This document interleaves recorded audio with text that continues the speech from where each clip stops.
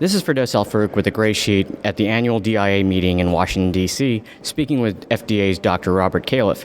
Dr. Califf, during your talk yesterday, you mentioned there have been some problems with combination products in the past, and there is need for reform. What are some major progresses that FDA has made in the area of combination products to address those issues? Well, I think the first thing we have to do is step back a little bit and realize that combination products create an issue because we have drugs, devices, biologics, we're mixing them up. They have different cultures and different standards, actually different laws that regulate them. So this is something we'll never get perfect. It's an analogy to the cheap suit. You fix one part, another part doesn't fit quite right. But we've been working hard at the FDA with a really active team that's looking at several key areas, one of which is internal communication. You're really working across very strong centers that have their own ways of evaluating products. So we need to communicate better internally, a lot of work there. The IT systems need to be worked on because the IT systems are tailored to the specific type of product, so that when you have a product that has more than one type, the systems don't quite fit, and that needs to be worked on. And then there are always issues when you have, let's say, a new device and an old drug, about what the evidentiary standard needs to be. And that's a very tough area because the standards are statutory and they're not easily changed. So, you talked about some of the changes that might be required. Yesterday, Dr. Shuren also mentioned that maybe there might be a need for a new pathway or some other changes in the combination product process. Could you talk about any changes that you'd like to see in the long-term or short-term future for combination products? Are there any guidances, rules, or other regulatory steps that FDA is taking? Well, there certainly will be a series of guidances, as there have been already. I think we'd all acknowledge, or almost everyone would acknowledge, that we have this issue that needs to be addressed where combinations don't quite fit into the device pathways or into the traditional drug pathways. And whether there's a third pathway, as you say, Dr. Shuren mentioned yesterday, or some other approach, I'm not really prepared to say now, but you can rest assured that it's an active topic of discussion at the FDA, and the timeline is not too long. But we know, because so many of these products are unique, and that's the goal of it, really. If you think about it, we want to tailor the product to the needs of the patient. And so that cuts across these boundaries. We're going to have to be flexible, but within types of products, be clear about what the expectations are. So while the FDA is still working on coming up with a maybe a reform for combination products, what are some specific advice or tips you have for companies working to bring such products to market? You spoke about the need to share clinical data as well yesterday. Could you also elaborate on that?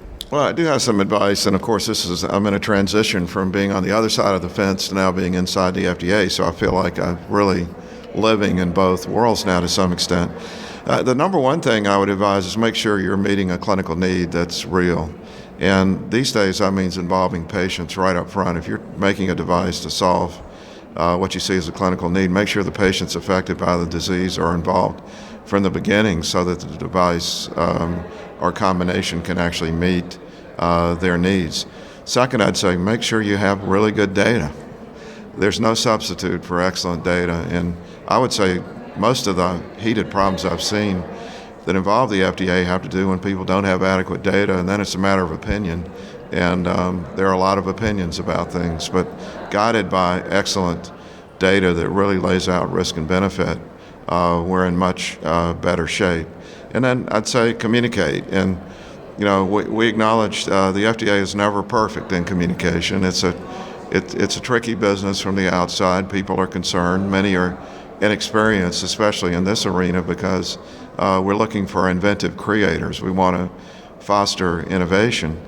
So knowing how to communicate with the FDA may not be in the sweet spot of some small companies working here. So we want to encourage people to communicate, and if the communication's not going well, make sure that you let people know about it. But I think there's a tremendous desire in all branches of the FDA in this particular space, particularly, to improve communication. Sorry, you also mentioned yesterday about data sharing. Could you expand on that a bit? I mean, how might data sharing improve combination products?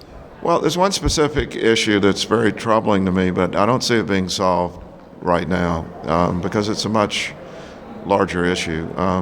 For reasons of protecting intellectual property, laws were passed a long time ago that made it so that failures weren't really acknowledged, and the FDA can't even talk about them in many circumstances. Yet we know in every other field of innovation, it's the failures that teach you a lot more than the successes.